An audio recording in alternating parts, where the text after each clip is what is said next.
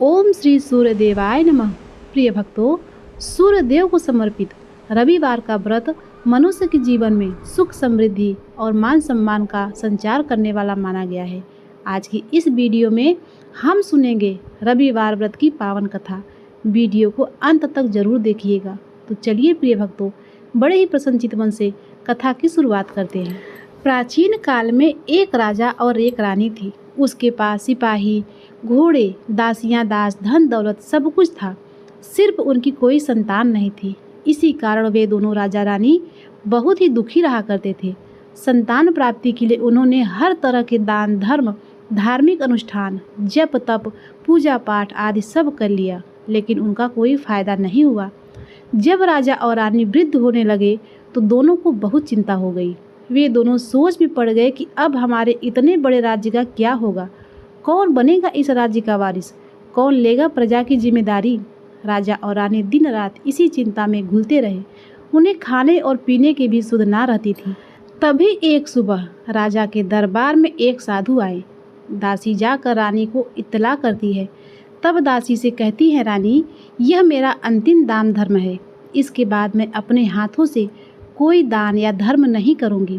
रानी चावल से भरा हुआ कटोरा हाथ में लेकर बाहर आती है और साधु की झोली में भिक्षा डालने के लिए आगे बढ़ती है तो उनके चेहरे पर छाई उदासी साधु की दृष्टि में आती है। वह उनसे पूछते हैं, रानी साहिबा, आपको क्या हुआ है? आपको क्यों इतनी उदासी हो गई है? तब रानी साधु को सारी हकीकत बताती है और रोने लगती है। उस पर वह साधु कुछ पल के लिए गंभीर हो जाता है और कहता है, चिंता मत करो रानी साहिबा, आपकी संतान की इच्छा पूरी हो जाएगी। आपकी कोख से एक पुत्र का जन्म होगा, लेकिन वह मात्र 14 साल तक ही आप लोगों को मिलेगा। इसके आगे वह जीवित नहीं रह पाएगा। इससे बढ़कर आपको कुछ देना मेरे लिए संभव नहीं है। अपनी बात पूरी करते ही उसने अपनी झोली में हाथ डाला। झोली में हाथ डालकर थोड़ी सी भभूत निकालकर उसने रानी को दे दिया और कहा, आप और महाराज दोनों इसे बांटकर ग्रहण कर लेना। तुम्हें जल्द ही पुत्र की प्राप्ति होगी। और वह साधु अपनी राह पर चल गया। उसके जाने के बाद रानी ने सोचने लगी कि 14 साल तो 14 साल ही सही, उतने समय के लिए हमें पुत्र तो मिलेगा, यही काफ़ी है। उतने साल तक मैं उसे जी जान से बड़ा करूँगी, उसे ढेर सारा प्यार और दुलार करूँगी, अपनी संतान की मुराद पूरी करूँगी। उस रात अपना सारा राजकाज खत्म करके राजा जब राजनी के महल में गए तो रानी ने राजा को सारी बात बता दी और साधु की दी हुई भभूत राजा को दिखाकर बोली कि साधु महाराज ने यह भभूत हम दोनों को ग्रहण करने के लिए दिया है। राजा बोले, इतना दान और धर्म किया, जप और तप किया, उसका कोई फल नहीं मिला। अब इस भभूत से हमें क्या संतान होगी? उस पर रानी बोली, जब इतना सब कुछ कर ही लिया है तो अब यह भी सही, क्यों हम उस साधु को क्रोध को बुलावा दें। राजा को अब किसी बात पर विश्वास नहीं था, पर रानी को दुख न पहुँचे इसीलिए वह राजी हो गया। राजा रानी दोनों स्नान करते हैं, फिर अपने भगवान के नाम का स्मरण करते हैं, अपने पुरखों का स्मरण करते हैं और उस साधु महाराज का नाम स्मरण करते हैं। वह भभूत बांट कर दोनों खाते हैं। उसके बाद दोनों निश्चिंत होकर सो जाते हैं। कुछ दिन गुजर जाते के बाद साधु द्वारा कहे अनुसार रानी गर्भवती हो जाती है। उस पर राजा और रानी दोनों की खुशी का ठिकाना नहीं रहता। राजा रानी से बोलते हैं, महारानी, सचमुच साधु महाराज की कृपा हो गई। 9वें महीने के बाद रानी की एक सुंदर पुत्र को जन्म दिया। राजा ने बड़ी धूमधाम से पुत्र का नामकरण किया। सारे राज्य में 8 दिन तक अन्न छत्र रखा गया। अब पुत्र की कुंडली देखने के लिए राज्य के सबसे बड़े विद्वान पंडित जी को बुलाया गया। कुंडली देखकर पंडित जी बड़े चिंतित हो गए। कहने लगे, महाराज, हमारा राजपुत्र सिर्फ 14 साल तक हमारे पास रहेगा। राजा को इस बात की भनक भी नहीं थी। रानी को तो साधु महाराज की बात याद थी। दोनों चुप रह जाते हैं। उसके बाद राजा और रानी बड़े प्यार से बेटे की परवरिश करते हैं, उसकी हर ख्वाहिश पूरी करते हैं। थोड़े समय के लिए सही, भगवान ने संतान की मुराद पूरी जो कर दी, इससे वे समाधान मानते हैं। राजपुत्र दिन प्रतिदिन बड़ा होता गया। जब वह 7 साल का हो जाता है तो राजा एक अच्छे गुरु की नियुक्ति करके उसे पढ़ाई लिखाई, घुड़सवारी आदि 12 विद्याओं का शिक्षण देते हैं। जब वह सब शास्त्र विद्या में पारंगत हो जाता है और 12 साल की उम्र का हो जाता है, तब एक अच्छी सी राजकन्या खोजकर उसकी शादी करा देते हैं। इस तरह 2 और साल बीत जाते हैं और बेटा 14 साल का हो जाता है। एक दिन राजपुत्र राजा से बोलता है कि पिताजी, मैं अपना सारा राज्य घूम कर देखना चाहता हूँ। आज तक मैंने सिर्फ इस रजवाड़े के अतिरिक्त कुछ और नहीं देखा। बेटे की बात सुनकर राजा चिंतित हो जाता है, क्योंकि पुत्र को 14वां साल शुरू हुआ ही था। अब कोई अनहोनी होने का वक्त नज़दीक आ रहा था, लेकिन राजा यह सब बातें पुत्र को बता नहीं सकता था। राजा अपने चेहरे पर खुशी लाकर बेटे से कहता है, हाँ हाँ, जरूर जाओ बेटा, तुम्हें अपना सारा राज्य घूम कर देखना चाहिए। कहाँ क्या है यह सब जानना चाहिए। कल मेरे बाद तुम ही तो राजा बनोगे। मात्र एक बात ध्यान रखना, तुम जहाँ जा रहे हो और क्या कर रहे हो, यह बात अपनी पत्नी को नहीं बताना। पुत्र कहता है, ठीक है पिताजी, आपने जो कहा है मैं वैसा ही करूँगा। राजपुत्र दिन भर अपनी पत्नी के साथ रहता, खुशियाँ मनाता और रात को 12 बजे वह उठकर बाहर चला जाता। फिर सुबह होने से पहले वापस अपने महल आकर सो जाता। ऐसा बहुत दिनों तक चलता रहा। पुत्र का 14वां साल खत्म होने में कुछ ही दिन बाकी रह गए थे। इतने में उसकी पत्नी यानी छोटी रानी रात में जग जाती है। वह देखती है कि बिस्तर पर राजपुत्र नहीं है। वह महल में सब जगह देखती है तो राजपुत्र कहीं भी नजर नहीं आते। अब क्या करे, किससे कहे। वह चुपचाप रहती। फिर वह सुबह होने पर देखती है कि उसका पति अपनी जगह पर सोया हुआ है। वह पति से कुछ नहीं पूछती, लेकिन दूसरी रात भी जब वैसा ही होता है, तीसरी और चौथी रात और कुछ दिनों तक ऐसा ही चलता रहा, तब रानी ही बहुत चिंतित हो जाती है। उसके मन में ढेर सारे सवाल उठते, लेकिन उसे पूछने में डर लगता कि कहीं पति गुस्सा न कर बैठे। सास ससुर से पूछने के बारे में सोचा तो उसकी कुल मर्यादा बीच में आ जाती। इस तरह वह मन ही मन घुटती रहती। इस हालत में उसे खाने पीने की दिलचस्पी नहीं होती और वह दुबली पतली हो जाती है। उस राज्य में फूल बेचने वाली एक बूढ़ी मालिन थी। वह हमेशा छोटी रानी को फूल देने उसके महल आती थी। उस बुढ़िया का ध्यान छोटी रानी पर पड़ गया। वह उससे पूछती है, बेटी, तुम्हें किस बात का दुख है? तुम इस तरह सूख कर कांटा क्यों बनी हो? उस पर रानी कहती है, क्या बताऊं अम्मा, तुम्हारा राजपुत्र हर रात्रि को बाहर चला जाता है और सुबह लौट कर आ जाता है। वह कहाँ जाता है, क्या करता है, यह सोच सोच कर मैं अन्न जल ग्रहण नहीं कर पाती हूँ और इस तरह सूख कर कांटा होती जा रही हूँ। बुढ़िया सब बातें सुनकर उसे एक उपाय बताती है, बेटा ऐसा करना, आज रात को तुम सोना मत, उसके पीछे जाकर देखना कि वह कहाँ जाता है और क्या करता है और उसकी अच्छी तरह से पहरेदारी करना। तो छोटी रानी बोली, अगर मुझे नींद आ गई तो? बुढ़िया बोली, तुम्हें नींद न आए इसीलिए एक काम करना, अपनी बाएं हाथ की उंगली में एक जख्म कर देना और उस पर थोड़ी सी मिर्ची छिड़कना। उससे तुम्हें बड़ी जलन होगी और उस पीड़ा से तुम्हें रात भर नींद नहीं आएगी। रानी बुढ़िया के कहे अनुसार वैसा ही करती है। उंगली पर चीरा लगाकर उस पर मिर्ची छिड़क देती है, जिसकी वजह से उसकी उंगली में जलन होने लगी और उसे नींद नहीं आई। लेकिन कुछ देर बाद उसे नींद आ जाती है। दूसरे दिन सुबह बुढ़िया फूल लेकर उसके महल में पहुंची और पूछती है, क्या हुआ बेटी, क्या तुम देख पाए कि पति कहाँ जाता है? रानी कहती है, नहीं अम्मा, पहले कुछ समय जलन के कारण मुझे नींद नहीं आई, पर कुछ देर के पश्चात मैं सो गई। बुढ़िया कहती है, कोई बात नहीं, आज तुम उंगली पर पहले से थोड़ा बड़ा जख्म करना और ज़्यादा मिर्च लगाना। रानी ने वैसा ही किया, परंतु वह सिर्फ पति को बाहर निकलते हुए देख पाती है, उसके पीछे नहीं जा पाती। उसे फिर से नींद आ जाती है। दूसरे दिन सुबह जब बुढ़िया आती है तो उससे पूछती है कि पहले ही रानी रोकर कहती, अम्मा, मैं आज भी उनकी पहरेदारी ठीक से न कर पाई। बुढ़िया कहती है, रोना नहीं बेटी, सब कुछ ठीक हो जाएगा। तुम आज रात जख्म को और बड़ा करना और उस पर ज़्यादा मिर्च लगाना और एक काम करना, जब वह जाने के लिए निकला तब उसका रास्ता रोकना। बुढ़िया ने जैसा बताया छोटी रानी ने वैसा ही किया। आज रात उसे नींद नहीं आई। पति जब रात को महल से निकलने के लिए चलने लगा तो वह बुढ़िया के बताए अनुसार दौड़कर जाकर पति का रास्ता रोकती है और कहती है, कहाँ जा रहे हो, किससे मिलने जा रहे हो, मुझे बताओ। राजपुत्र उसे समझाने की बहुत कोशिश करता है। देखो, अगर मैंने तुम्हें यह बात बता दी तो मैं तुम्हें दोबारा नहीं मिल पाऊंगा। रानी कहती है, कोई बात नहीं, ना मिल पाओ तो ना मिल पाओ, लेकिन आप रात के समय कहाँ जाते हो यह मुझे बता दो। राजपुत्र निरुपाय हो जाता है। पत्नी के जिद के आगे उसकी एक नहीं चलती। ठीक उसी समय उसका 14वां साल खत्म होने ही वाला था और 15वां साल लगने वाला होता है। जो होता है वह हो जाने दो, यह सोचता है और कुछ चावल मंत्रों से सिद्ध करके पत्नी को देकर कहता है, इन चावल के दानों को हाथ की मुट्ठी में पकड़ना। पहले दाएं हाथ में पकड़े चावल मेरे ऊपर फेंकना। मैं कौन हूँ तुम्हें पता चल जाएगा। बाद में बाएं हाथ में पकड़े चावल मेरे ऊपर फेंकना। मैं जैसा था तुम्हें वैसा ही मिल जाऊंगा। लेकिन यदि तुमने बाएं हाथ के चावल मेरे ऊपर फेंकना भूल गई तो मैं तुम्हें कभी नहीं मिल पाऊंगा। रानी ने कहा, नहीं भूलूंगी। रानी बड़े आत्मविश्वास के साथ यह कहकर दाएं हाथ में पकड़े चावल पति के ऊपर फेंकती है तो राजपुत्र एकदम विशाल घोड़ा बन जाता है। एकदम उम्दा सफ़ेद घोड़ा, गर्दन पर लंबी आयाल।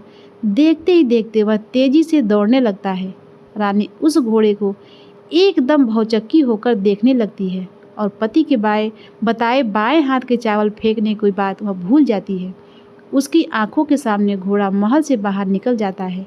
घोड़ा जो महल से बाहर गया तो वापस नहीं आया। अब रानी को बड़ा पश्चाताप हुआ। वह स्वयं को कोसने लगती है, लेकिन अब उसका कोई फायदा नहीं होने वाला था। राजपुत्र वापस नहीं आने वाला था। सुबह होते ही महाराज को सब बातें पता चली। उन्हें बहुत दुख हुआ।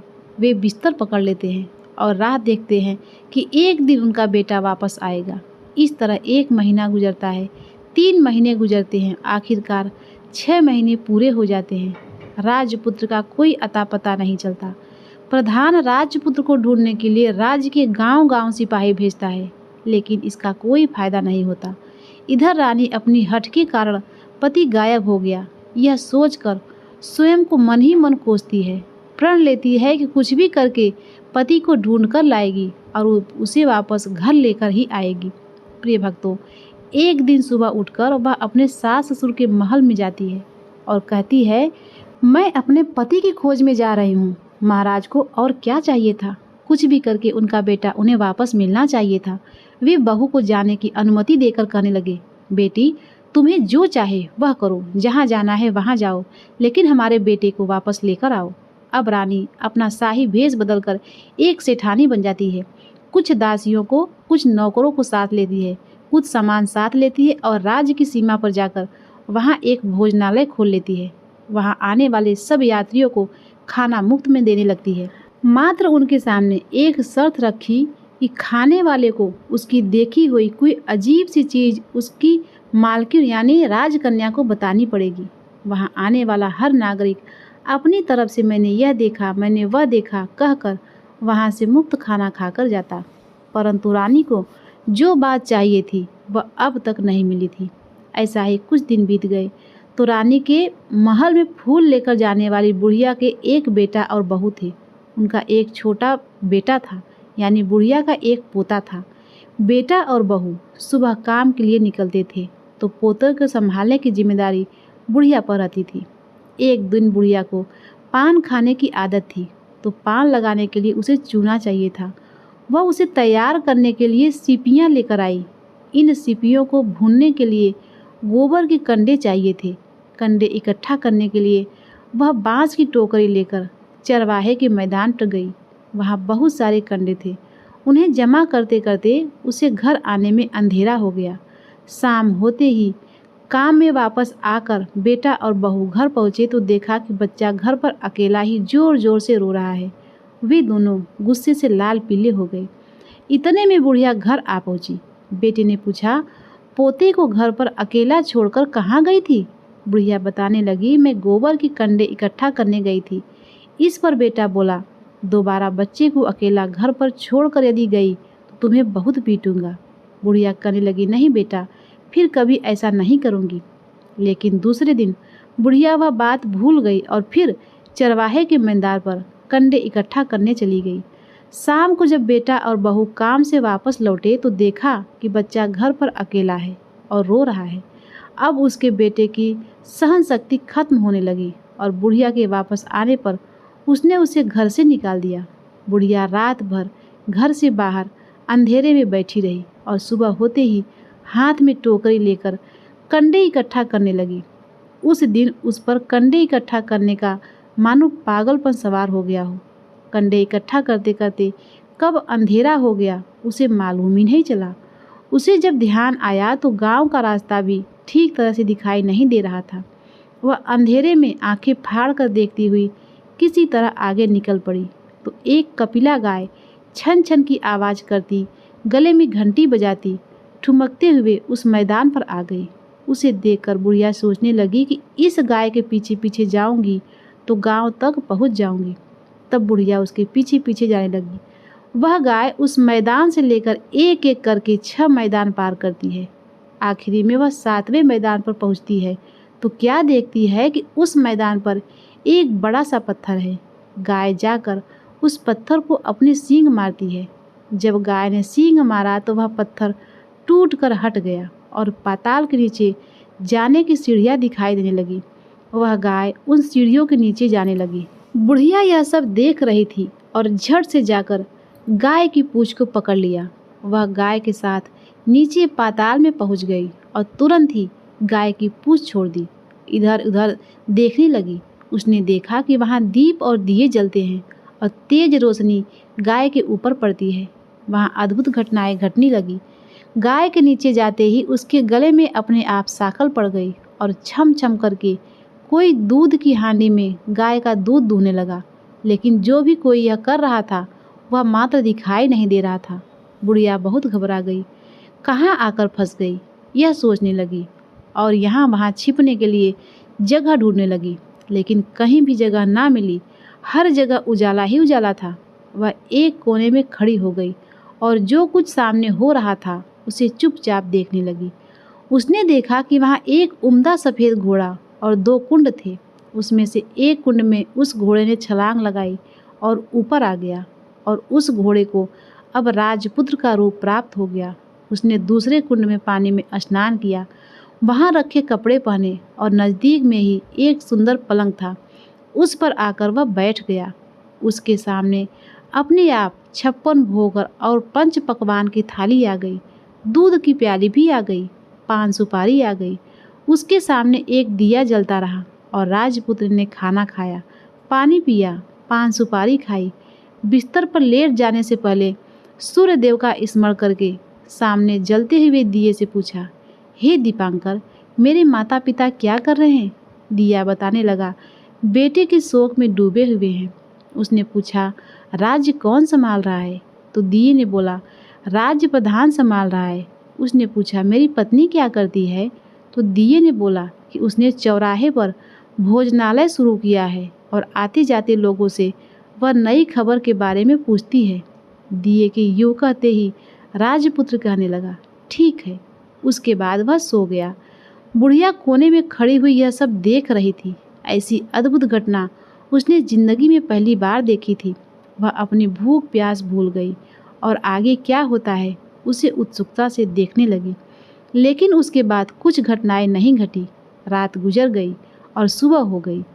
पलंग पर सोया हुआ राजपुत्र उठा और फिर से पहले वाले कुंड में छलांग लगाई तो वह फिर से घोड़ा बनकर कुंड से बाहर आ गया। वह तेजी से उस पाताल नगरी से बाहर निकल गया। लेकिन वह कहाँ गया बुढ़िया को कुछ पता नहीं चला। उसके बाद पिछली रात की तरह कोई उस गाय को छम छम करके दूहने लगा। जैसे ही दूध दूहना खत्म हुआ उसके गले की साकल अपने आप खुल गई और वह गाय तेजी से ऊपर जाने लगी, सीढ़ी की ओर भागने लगी। गाय को दौड़ता देखकर बुढ़िया सोचने लगी कि अब गाय के साथ यहाँ से ऊपर जाने में ही समझदारी है, नहीं तो कोई मुसीबत आकर मेरे ऊपर टपक जाएगी। झट से उसने गाय की पूंछ पकड़ ली और गाय के साथ ऊपर आ गई। गाय जब मैदान में पहुंची तो उसे सुरंग का रास्ता अपने आप बंद हो गया और उसके मुंह पर एक बड़ा सा पत्थर पहले की तरह खड़ा हो गया। ऊपर आकर वह गाय जंगल की ओर निकल गई। इधर बुढ़िया एकदम बावली सी हो गई। उसने पाताल नगरी में जो कुछ भी घटित होते देखा वह जल्द से जल्द किसी को बताने के लिए उतावली हो गई। उसे एकदम याद आया कि नगर की सीमा के पास कोई औरत भोजनालय चलाती है और नई बात बताने वाले को अच्छा खाना पीना मुफ्त में देती है। वह सोचने लगी, क्यों न मैं यह बात उस औरत को जाकर बताऊं। यदि उसे यह बात पसंद आ गई तो बाकी जीवन खाने पीने की झंझट से मुक्ति मिल जाएगी। बुढ़िया ने मन में तय किया और तुरंत उस भोजनालय के द्वार पर टंगे नगाड़े के सामने खड़ी हो गई और जोर जोर से नगाड़ा बजाना शुरू कर दिया। नगाड़े का इस तरह शोर सुनकर मालकिन यानी छोटी रानी मन में प्रसन्न हो जाती है कि शायद कोई बड़ी बात लेकर आया है। रानी सिपाहियों को आदेश देती है, जाइए और जो भी आया है उसकी अच्छी तरह से खातिरदारी कीजिए। आदेश पाते ही सिपाही नीचे दौड़ गए और देखा कि बुढ़िया नगाड़ा बजा रही है। उन्होंने पूछा, क्यों बुढ़िया, क्या हुआ, क्यों नगाड़ा बजा रही हो? बुढ़िया बोली, कुछ नहीं बेटा, यहाँ खाना मिलता है ना, इसीलिए आई हूँ। सिपाही बोले, खाना चाहिए, मिलेगा, लेकिन तुम्हें कोई नई बात बतानी पड़ेगी। बुढ़िया बोली, हाँ बताऊंगी, एक बात मालूम है मुझे। इस पर सिपाही ने उसे अंदर ले गए। उनको मालकिन का आदेश था कि जो कोई बूढ़ा बुजुर्ग वहाँ आए उनके साथ अच्छी तरह पेश आना और उनका अच्छे से आदर सत्कार करना। तो सिपाहियों ने उस बुढ़िया का भरपूर आदर सत्कार किया, उसे बड़ी थाली भरकर व्यंजन परोसे। बुढ़िया कुछ दिनों से भूखी थी, वह खाने पर टूट पड़ी। खाने के बाद सिपाहियों ने उसे नई साड़ी पहनने को दी। उसके बाद उसे लेकर रानी के पास आए। बुढ़िया और रानी ने तुरंत एक दूसरे को पहचान लिया। तब रानी ने बुढ़िया से कहा, अम्मा अब बताओ तुमने क्या नई बात देखी? बुढ़िया बोली, नई बात? मैंने कोई नई बात नहीं देखी। वह तो मेरे पास तुम्हें देने के लिए खाने के पैसे नहीं थे, इसीलिए मैंने झूठ कहा और नगाड़ा बजाया। रानी ने कहा, अम्मा घबराना नहीं, मैं किसी को तुम्हारा नाम नहीं बताऊंगी। फिर भी बुढ़िया ने कहा, मेरे पास कोई नई बात नहीं है।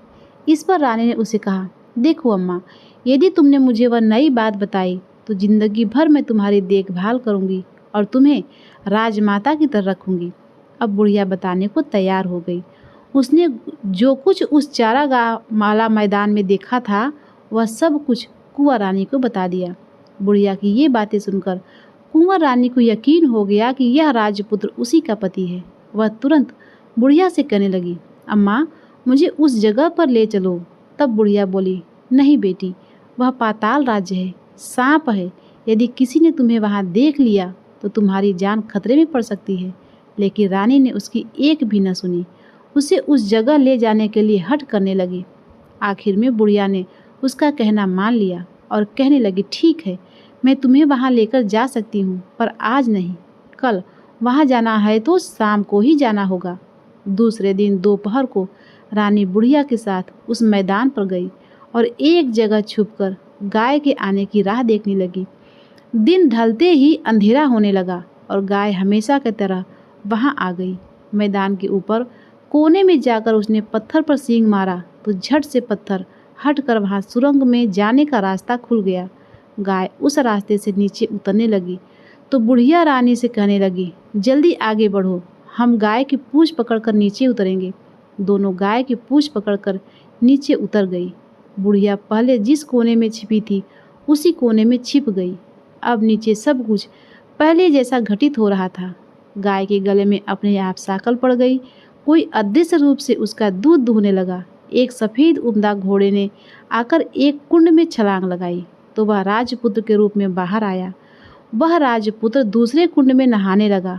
बाद में उसके सामने खाने की थाली आ गई, दूध की प्याली आ गई, पान का बीड़ा आ गया। राजपुत्र सब ग्रहण करके सोने के लिए पलंग पर गया। सोने से पहले सूर्य देव का स्मरण करके वह दिए से पूछने लगा, दीपांकर, दिए दिए, मेरे माता पिता क्या कर रहे हैं? तो दिया कुछ जवाब नहीं दिया, बल्कि वह बुझने लगता है। तब राजपुत्र को कुछ घटित हुआ है इसका संदेह हो गया। वह उदास हो गया और जो कुछ हुआ वह हो जाने दो, ऐसा सोचकर फिर से बिस्तर पर लेट गया। अब रानी का संयम टूट गया। वह दौड़कर पति के पास गई और उसके पैर पकड़ने के लिए आगे बढ़ने लगी। राजपुत्र तुरंत ही पत्नी को पहचान गया। वह झट से पीछे हट गया और चिल्लाने लगा, नहीं नहीं, मुझे मत छूना, सर्वनाश हो जाएगा। रानी दोनों हाथ जोड़कर पति से अपनी भूल स्वीकार करने लगी। स्वामी, मुझसे भूल हो गई, मुझे आपसे नहीं पूछना चाहिए था कि आप रात को कहाँ जाते हो। मैं अपनी भूल स्वीकार करती हूँ। मुझे मेरी भूल की सज़ा मिल गई है। अब आप घर चलो। आपके वियोग में आपके माता पिता ने बिस्तर पकड़ लिया है। आपकी प्रजा भी बहुत दुखी है। उस पर राजपुत्र कहने लगा, वही तो, एक बार तुमने गलती कर बैठी, अब दोबारा मत करना, नहीं तो अब मैं तुम्हें जो दिख रहा हूँ वह अभी नहीं दिखूंगा। रानी अब विलाप करने लगी, जोर जोर से जमीन पर सिर पटकने लगी। राजपुत्र के मन में उसके प्रति दया उत्पन्न हो गई। वह उससे कहने लगा, यदि तुम मुझे पाना चाहती हो, तुम्हें एक काम करना होगा। काम कठिन है, लेकिन वह तुम्हें अकेले ही करना होगा। रानी ने कहा, कहो स्वामी, कितना भी कठिन काम क्यों न हो, मैं उसे अवश्य ही करूँगा। इस पर राजपुत्र ने उसे बताया कि इस पाताल के ऊपर जाते ही तुम्हें एक घना जंगल नजर आएगा। ऐसे 6 जंगल पार करने के पश्चात तुम्हें एक 7वां जंगल मिलेगा। वह जंगल सबसे घना है। उस जंगल के बीचों बीच एक पीपल का पेड़ है। उसके आसपास की जगह पत्ते फंदे जटाएं आज से ढक चुकी हैं। वहाँ बाघ, शेर, सांप और भालू बैठते हैं। तुम्हें उन सब को भगाकर वह जगह साफ करनी है।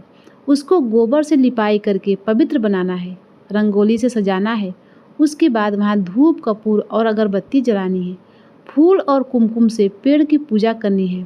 दूध और दही से बने चावल का भोग लगाना है। यह सब तुम्हें दोपहर को 12 बजे से पहले करना है।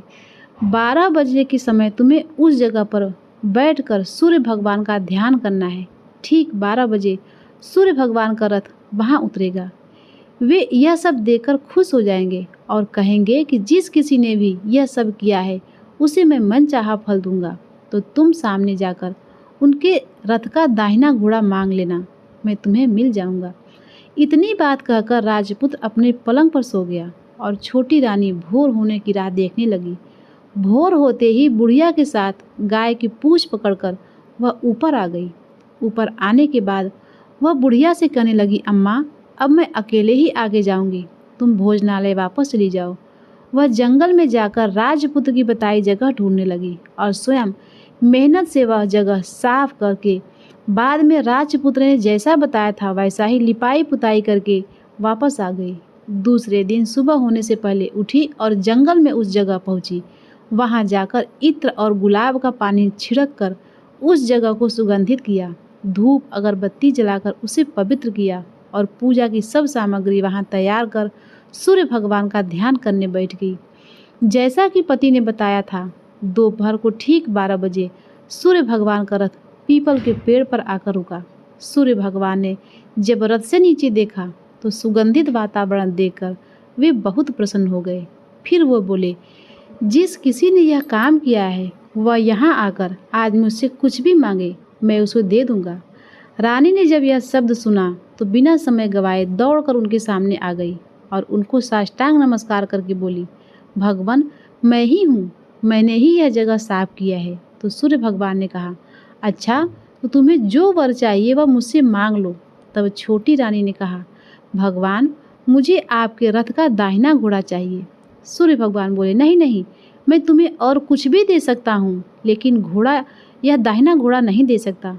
मेरे रथ के 12 घोड़े हैं, तुम चाहो तो कोई और घोड़ा मांग लो, लेकिन यह दाहिना घोड़ा नहीं, वह मैं तुम्हें नहीं दे सकता। छोटी रानी ने एक न सुनी। वह सूर्यदेव से एक ही बात कह रही थी, वही दाहिना घोड़ा दे दीजिए, नहीं तो मैं आपके पैरों में गिरकर अपनी जान दे दूंगी। अब सूर्यदेव धर्म संकट में पड़ गए। उन्होंने वचन दिया था, अब वह अपने वचन से पलट भी नहीं सकते थे। ठीक है, दे दिया तुम्हें घोड़ा, सूर्यदेव ने कहा। फिर एक बात और भी कही, देखो, मैंने तुम्हें घोड़ा तो दे दिया है, लेकिन वह तुम्हें यहाँ नहीं मिलेगा, तुम्हें उस पाताल में जाना होगा। रानी बोली, पाताल में क्यों भगवान, मैं उन्हें पाने के लिए कहीं भी जा सकती हूँ। रानी को वचन देकर सूर्यदेव अपने मार्ग को चलने लगे और इधर रानी जंगल से अपने भोजनालय आ गई। फिर वह बुढ़िया को लेकर उस मैदान पर गई और जल्दी ही शाम हो गई। शाम होती ही वहाँ वह गाय आ गई और उसने सींग मारकर सुरंग का पत्थर हटाया और नीचे उतरने लगी। रानी और बुढ़िया जल्दी जल्दी उसकी पूंछ पकड़कर नीचे उतर गई। नीचे पाताल में सब घटनाएं पहले की तरह घटने लगी। घोड़े का एक कुंड में नहाकर राजपुत्र बन जाना, नहा धोकर पलंग पर जाकर बैठना। लेकिन आज एक नई बात घटी। आज 2-2 थालियाँ, 2-2 दूध की प्यालियाँ और 2-2 पान के बीड़े उसके सामने आए। वह कुछ नहीं बोला।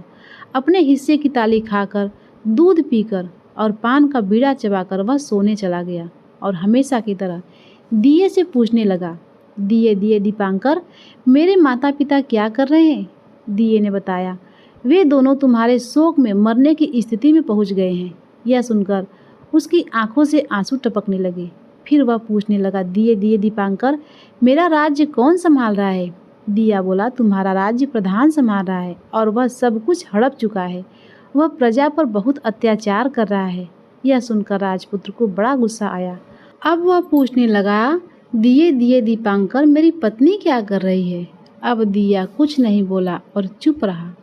अब रानी का संयम जवाब दे गया। वह दौड़कर पति के गले लग गई। अब मैं तुम्हें मिल गया। राजपुत्र कहने लगा, सच कहते हो? अब आप फिर से घोड़ा तो नहीं बनोगे? नहीं, दोबारा घोड़ा नहीं बनूंगा। तुमने जो इतने सारे कष्ट उठाए हैं मुझे पाने के लिए, इसीलिए सूर्यदेव ने मुझे सदा के लिए घोड़े के जन्म से मुक्त कर दिया। राजपुत्र ने बड़े प्यार से कहा और उसे गले लगाया। उसके आंसू पोंछकर कुछ देर के पश्चात जब सुबह हुई तो गाय की साकल खुलकर वह ऊपर भूलोक जाने लगी। रानी, राजपुत्र और बुढ़िया उसकी पूंछ पकड़कर ऊपर आ गए। ऊपर आने पर वे सीधे भोजनालय पहुँचे। वहाँ का सब सामान लोगों में बांट दिया और उसको ताला लगाकर अपने राज्य को लौट आए। राजपुत्र वापस आता है और उसके तेवर देखकर प्रधान घबरा जाता है। राजपुत्र ने उसे बंदी बनाकर कैद खाने में डाल दिया और राज्य की बागडोर अपने हाथ में ले ली। उसके बाद वह अपने माता पिता से मिलने उनके महल गया। तब राजपुत्र क्या देखता है कि उसके माता पिता उसके शोक में अस्थि पंजर बन गए हैं। पुत्र को वापस आया देखकर मरणासन राजा रानी की आंखों में टप टप आंसू बहने लगे।